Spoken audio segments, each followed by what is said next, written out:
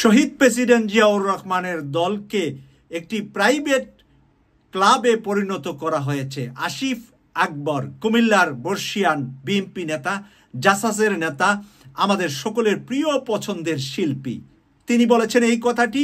আর এই কথাটি পোস্ট করেছেন আমেরিকা থেকে আমাদের ছোট বোন পিসিলা নিউইয়র্ক। তার ভেরিফাইড ফেসবুকেতে এই কথাটি পোস্ট দেওয়ার কারণে হাজার হাজার মানুষের কমেন্টস পড়েছে সেখানে।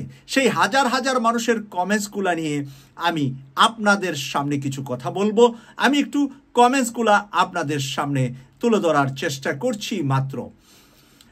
এখানে লিখেছে MA মতিন, আসিফ চাটা শুরু করেছে। ফরহাদ লিখেছে পচিলা আর কোনো গরম নিউজ পাস নাই আজকে। পিসিলাকে পচিলা বলেছেন, নিশ্চয়ই তারা বিএনপি, ছাত্রদল, যুবদল কোনো একটি করেন, যে কারণে তারা রাগান্বিত হয়েছেন।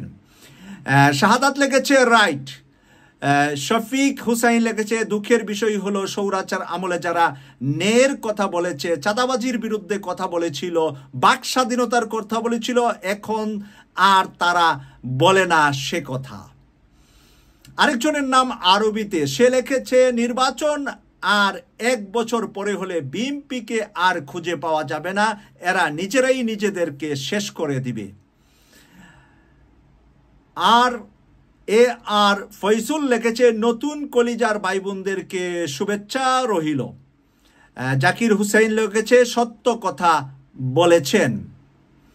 আমরা দেখছি যে স্বপ্নের দূর পশার একটা আইডি থেকে লিখেছে নতুন পুরাতন সবার জন্য শুভকামনা। শামীম লিখেছে একদম সঠিক কথা বলেছেন। এনায়েত লিখেছে সঠিক উপলব্ধি। আজহার ইসলাম লিখেছে আগামীর বাংলাদেশ ইসলামের বাংলাদেশ। রাকিবুল হাসান লিখেছে বাস্তব কথা। হাফেজ মারুফ বিল্লাহ লিখেছে বিএনপি হারিয়ে যাবে 4টি কারণে। 1 নাম্বার ভারত প্রীতি, 2 নাম্বার চাঁদাবাজি, 3 নাম্বার টাকা দিয়ে কমিটি গঠন, 4 নাম্বার অহংকারে বন্ধুকে শত্রুকে বানিয়ে ফেলা আর শত্রুকে বন্ধু বানিয়ে ফেলা, যা আজকের মিছিল থেকে প্রমাণ। স্বপ্নের দূরপ্রবাস লিখছে একদম সঠিক কথা বলেছেন। এখন আর কোনো একটা সাধারণ রাজনীতি না, এটা অনেক জঘন্য রাজনীতিতে পরিণত হয়ে গিয়েছে। তারিক ইসলাম লিখেছে ভাষায় প্রকাশ করার মতো খুব অমায়িক মার্কা ব্যবহার। আব্দুল খালেক লিখেছে রাইট। ঋতু মাহমুদ লিখেছে আসিফ ভাই একদম সঠিক কথা বলেছেন। এমডি শহীদ লিখেছে বাস্তব সত্য কথা। আশিকুর রহমান লিখেছে অসাধারণ পোস্ট।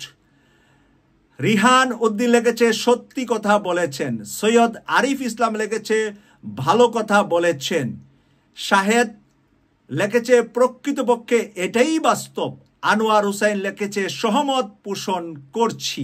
প্রিয় দর্শক, আমি কিন্তু এই পর্যন্ত যেই কয়টা কমেন্টস পড়ছি, প্রথমত 2-3টা কমেন্ট ছিল পিসিলার বিরুদ্ধে আসিফ আকবর ভাইকে কোণঠাসা করে বা হেয় করে কথা। এরপরে যতগুলা কমেন্টস পড়েছি আমার কাছে মনে হচ্ছে যে মেজরিটি কমেন্টসই আসিফ আকবরের সাথে আর পিসিলা নিউইয়র্কের সাথে একমত পোষণ করেছেন। আমরা কি সেই গৌরবময় মরহুম প্রেসিডেন্ট জিয়াউর রহমানের গৌরব হারাতে যাচ্ছি কিনা?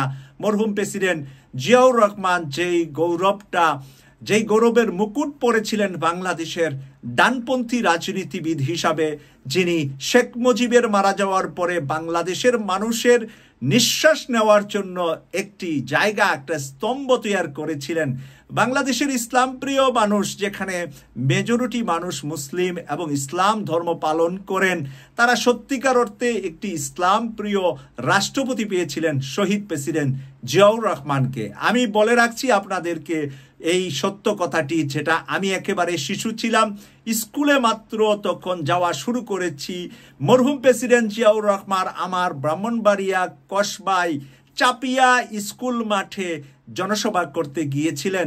তখন আমার আব্বা মরহুম প্রেসিডেন্ট জিয়াউর রহমানের পক্ষে মাইকিং করেছিলেন। তিনি কিন্তু একজন আলেম, পীর সাহেব। উনি একজন সম্মানিত ব্যক্তি ছিলেন। আমার আব্বা 85 সালেই মারা গিয়েছে, শহীদ প্রেসিডেন্ট জিয়াউর রহমানের পরে আর বেশি দিন আমার আব্বাও দুনিয়ায় ছিলেন না। তো উনি নাকি মাইকিং করেছিলেন, এলাকার অনেক মানুষ ছোটকালে আমাকে বলেছিল। তো সেই কারণে আমি বলতে চাচ্ছি যে মরহুম প্রেসিডেন্ট জিয়াউর রহমান সম্পর্কে আমার বড় খালু আমাদের চণ্ডীদার হাই স্কুলের হেড মাওলানা ছিলেন।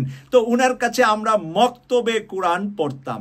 তো উনি আমাদেরকে বলেছিলেন, একবার আমার ছোটকালে মক্তবে কোরআন পড়া অবস্থায় ওনার কাছে শুনেছিলাম যে শেখ মুজিব মারা যাওয়ার পরে ইন্না লিল্লাহ পড়ার মতন কোনো মানুষ নাকি বাংলাদেশে খুঁজে পাওয়া যায় নাই। আর মরহুম প্রেসিডেন্ট জিয়াউর রহমান মারা যাওয়ার পরে সকল মানুষের চোখে নাকি পানি আর পানি ছিল। উনার জন্য নাকি সকল আলেম উলামা, ইসলামপন্থী, বাংলাদেশ প্রেমী, বাংলাদেশের নিরহ অসহায় মানুষের চোখে কান্না ছিল, শুধুমাত্র হাসি ছিল ভারত আওয়ামী লীগের দূষরদের মাঝে। প্রিয় দর্শক, আজকে সেই মরহুম প্রেসিডেন্ট জিয়াউর রহমানের দলকে নিয়ে, জিয়াউর রহমানের দলে যারা দীর্ঘকাল যাবৎ কাজ করেছে, কেউ শিল্পী হিসাবে কাজ করেছে, কেউ রাজনীতির মাঠে কাজ করেছে। আসিফ আকবর ইতিমধ্যে কুমিল্লা থেকে বিএনপির মনোনয়ন প্রত্যাশা করে কয়েকবারই নমিনেশন চেয়েছে।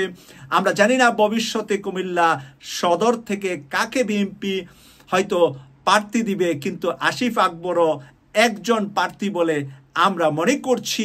এবং এরকম প্রার্থী হওয়ার যোগ্য এবং আন্তর্জাতিক অঙ্গনে বাংলা ভাষার বাংলাদেশি মানুষের কাছে পরিচিত ব্যক্তিরা যে কোনো দলে গেলে সেই দলের সুনাম, সেই দলের সারা বাংলাদেশ ব্যাপী 1% ভোট হলেও বেড়ে যাবে আসিফ আকবরের মতো লোক যেই দলে গিয়ে নির্বাচন করবে। কারণ সারা বাংলাদেশের সবাই দল করে, কিন্তু শিল্পীদের, কিছু কিছু মিডিয়া ব্যক্তিদের, যেমন মিজানুর রহমান আজহারি, সে যদি কোনো দল থেকে নির্বাচন করে, ওই দল সারা বাংলাদেশে আমার জানা মতে 5% ভোট প্রত্যেকটা আসনে বেশি পাবে, শুধুমাত্র তাকে ভালোবাসার কারণে। শেখ আহমদুল্লাহ যদি কোনো দল থেকে নির্বাচন করে, ওই দল সারা বাংলাদেশে অন্তত 2-3% ভোট সারা বাংলাদেশে বেশি পাবে। আপনারা এরকম মানুষ যদি আমরা খুঁজতে থাকি, বিভিন্ন পপুলার মানুষ আছে। এখন ডাক্তার পিনাকি ভট্টাচার্য যদি কোনো দল থেকে নির্বাচন করে, অন্তত 2-3% ভোট ওই দল বেশি পাবে। সাংবাদিক ইলিয়াস হোসেন যদি কোনো দল থেকে নির্বাচন করে, ওই দল 2-3% ভোট বেশি পাবে। ডক্টর কনক সারোয়ার যদি কোনো দল থেকে নির্বাচন করে, অন্তত 1% ভোট সারা বাংলাদেশে বেশি পাবে। আমার কথাগুলাতে অযৌক্তিক এবং যৌক্তিক কিনা বিবেচনা করার দায়িত্ব আপনাদের বিবেকের কাছে ছেড়ে দিলাম।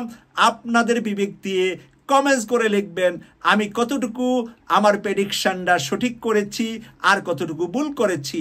আপনাদেরকে অগ্রিম স্যালুট দিয়ে রাখলাম। যারা কমেন্টস লিখবেন তাদের কমেন্টস থেকে শিক্ষা নিয়ে পরবর্তীতে কথা বলার জন্য চেষ্টা করব, এই প্রত্যাশা রেখে বিদায় নিলাম। আমি সৈয়দ মাসুক, লন্ডন থেকে। আল্লাহ হাফেজ।